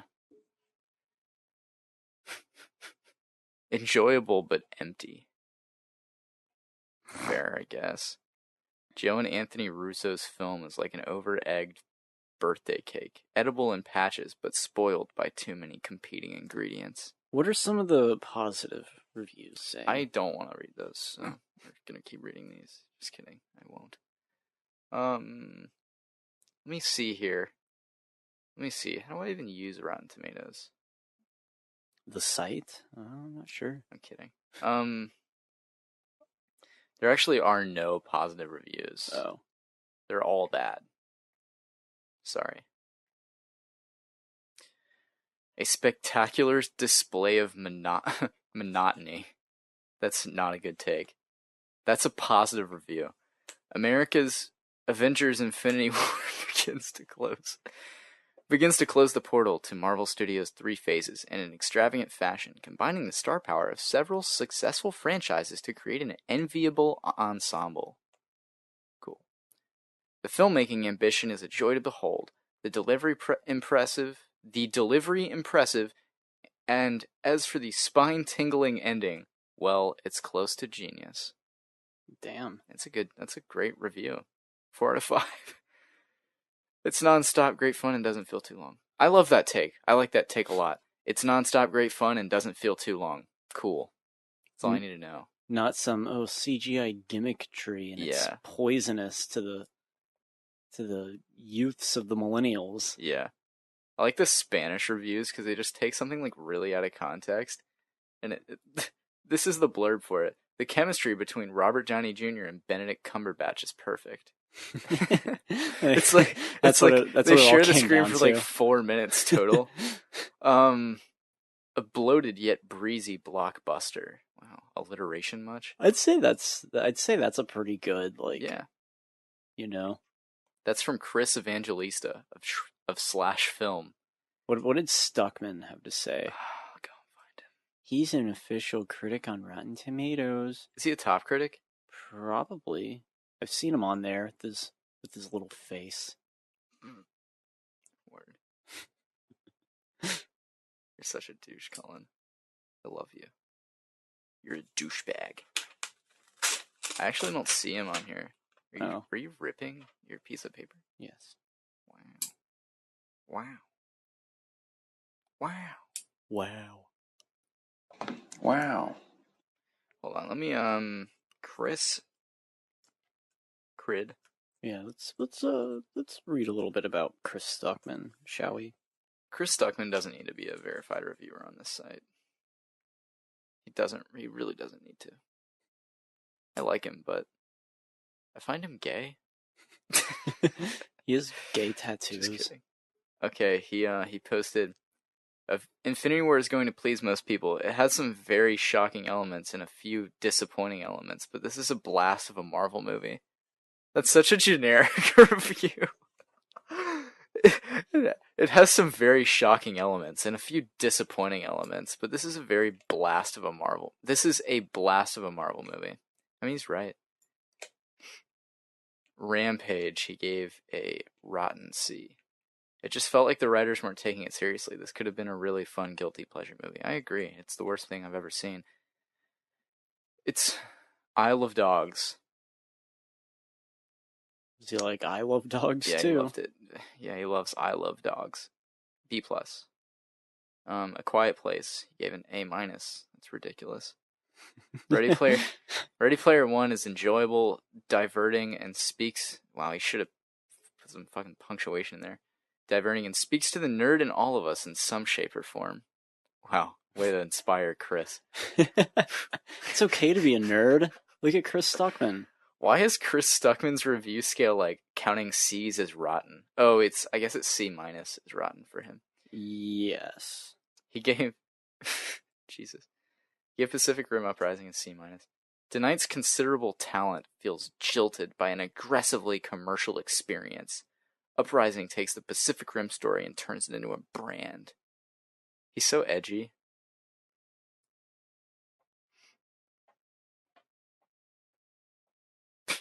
What a bad review What? of Tomb Raider. This is one of the most faithful video game adaptations ever made. I think Tomb Raider fans will be mostly happy. It's not a great film by any means, but for the most part, it's a fun action thriller to watch. B. What? How's that gonna be? Give it a C. Like, no. It's a 49%. No one liked it. Yeah, no one cared about Tomb Raider. Yeah. I mean, we didn't go see it. No, we didn't. I don't care. So that means it's not good. You're right. That does mean it sucks. I just won an Oscar. What's my next step? Tomb Raider. Oh my god. They're like, you see this Ghostbusters movie coming out? You see all the buzz it's getting? For having an all-female cast, strong females? Seemed like it made sense. I'm sure some, like, casting agent was just like, this could be the biggest video game movie ever. And then it, like, flopped. And if you look at the box office for Tomb Raider compared to the Angelina Jolie one, it's literally 50% of that, showing how, like, the interest is completely doubled down. Because clearly there's so much more interest when Angelina Jolie was Tomb Raider, not Alicia Vikander, who's just like, Don't shit on Alicia Vikander. She's cool. She was in Ex Machina. Best line. Did you hack my Pornhub account, dude? That's not a line in the movie. Yes, it is. No, it's not. It's not, did you hack my Pornhub account, dude? That is not the line. God, you're so pompous, Collin. Fundamentally, it is what he said. No. God. Fundamentally is like my version of uncanny. Fundamentally, it makes sense. Fundamentally, it's the same. God. What are you looking? Collin, I'm looking at. What are you looking at? I'm trying to find that scene. Ex Machina. Oh. Realize. So you can prove me wrong? Yeah, you dick. I just want to know.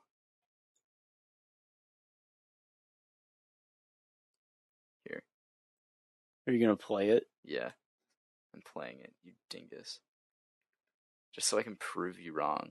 Was Ava programmed to flirt with me is the question that he asks. Oh. But then he goes like, "Did you hack my porn profile?" And it's very generic. It's like porn profile. What even is that? His bland taste in pornography Yeah. has given him like this Alicia Vikander face model. Did you program her to flirt with me? If I did, would that be cheating? Wouldn't it? Caleb, what's your type? Of girl? No, of salad dressing. Yeah, of girl. What's your type of girl? You know what? Don't even answer that. Let's say it's black chicks. Okay? That's your thing. For the sake of argument, that's your thing. Okay? Why is that your thing?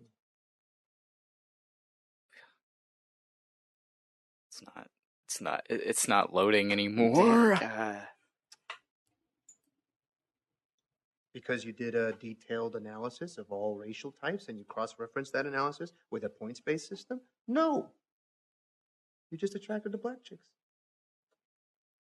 A consequence of accumulated external stimuli that you probably didn't even register as they registered with you. Did you program her to like me or not? Oh, here it I comes. programmed her to be heterosexual, just like you were programmed to be heterosexual. Nobody programmed me to be straight. You decided to be straight? Please, of course you were programmed. By nature or nurture or both. And to be honest, Caleb, you're starting to annoy me now because this is your insecurity talking. This is not your intellect. Fucking, damn it, the video ended. Did you hack my Pornhub account, dude? Oh my god, you're ridiculous. You're ridiculous. Let's just agree to agree that he doesn't say that. No, yeah, he doesn't. But he says something that fundamentally is the same. Stop. I'm done with your fundamentally. The movie had like great dialogue in it. Why was Annihilation so boring compared to that? I think you're a jerk with Yeah. Annihilation. Oh man, I see Ebony Maw. Ebony Maw is the best part of it. Infinity War. You are all the children of Thanos now. You're gonna die. His name is Ebony. It's weird. It means black. Yeah, yeah, yeah. I know.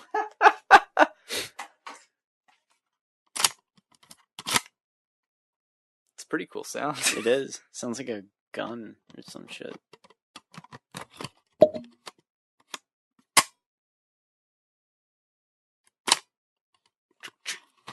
Maybe this is how I should open an album. So it sounds like the ending of A Quiet Place. Yeah.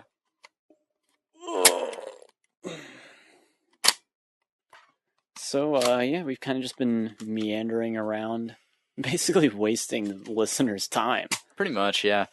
But If you listen to this last half, you wasted time.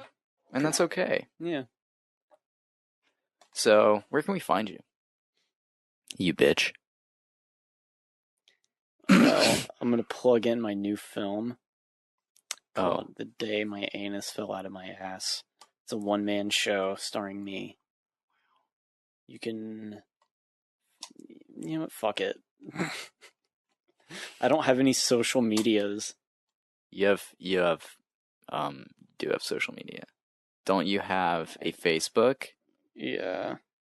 No one adds me on that. Well, you know what? I did get some random friend request. Maybe it is someone who was listening to the podcast. Might have been. Maybe. Probably wasn't, though. Probably was a Russian hacker. Hey, don't you have a YouTube channel? I do.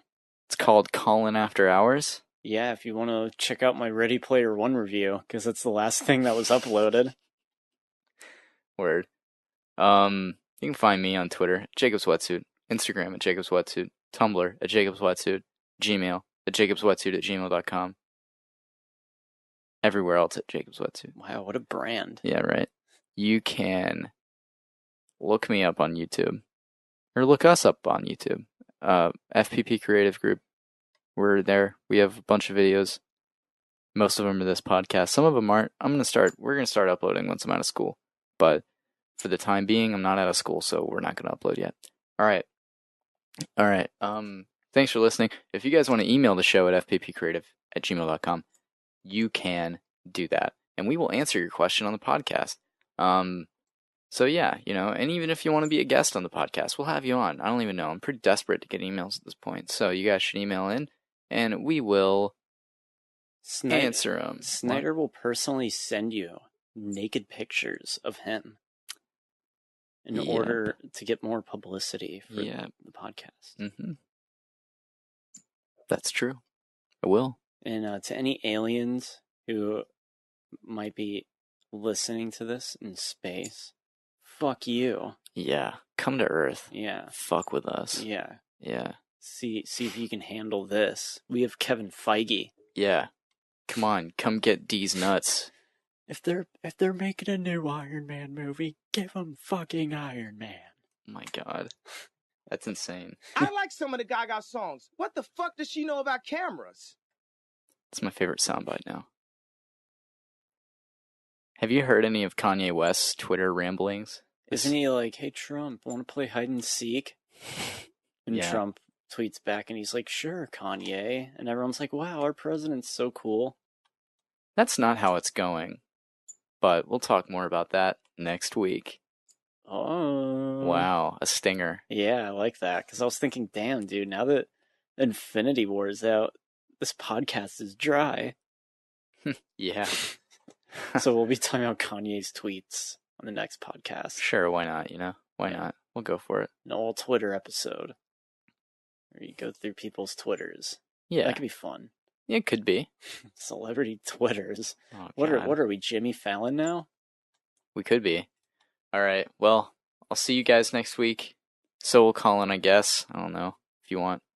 Anyway. If I'm alive. Hey, see you fuckers. Yep. Go See watch, you guys. Go watch Spider-Man 3. Yep. Go watch it. My calculations are correct. When this baby hits 88 miles per hour, you're gonna see some serious shit. Bye. I like some of the Gaga songs.